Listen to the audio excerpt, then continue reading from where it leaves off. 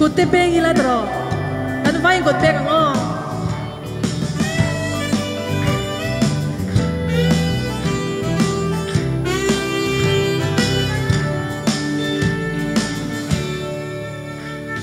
Siam tu phak zai vori Til siam dang zong tenen fakanwa Muito berin Orol muito berin Fakanwang siam tu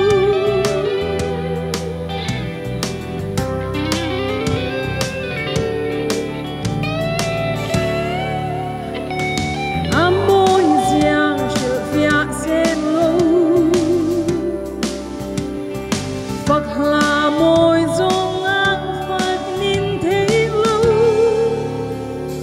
Râu bùi bê rin Rồi môi cho tụ râu bùi bê rin Siam tu chú Ô rô dung râu môi tốp xe Cả thiên lung dung lâu thiang liêm dê Siam tu ta Muito berin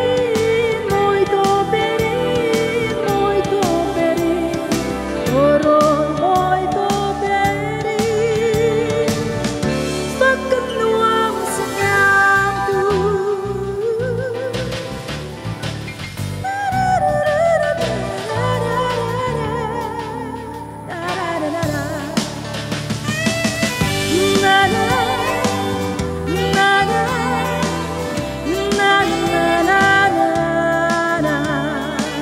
Chúng là mà ban thằng ho chúng si ar le van dum po an noai leng nung tin reng ten cột beng ang phak non nila puang non nila shil non nila ru pui ziang siam tu chu Orol dung lâu môi tốp xe Cả thiên lung dung lâu thiang niềm xe bạn Siam tu ta Muito berin Lưu thăng khóc xe Có rol ni chung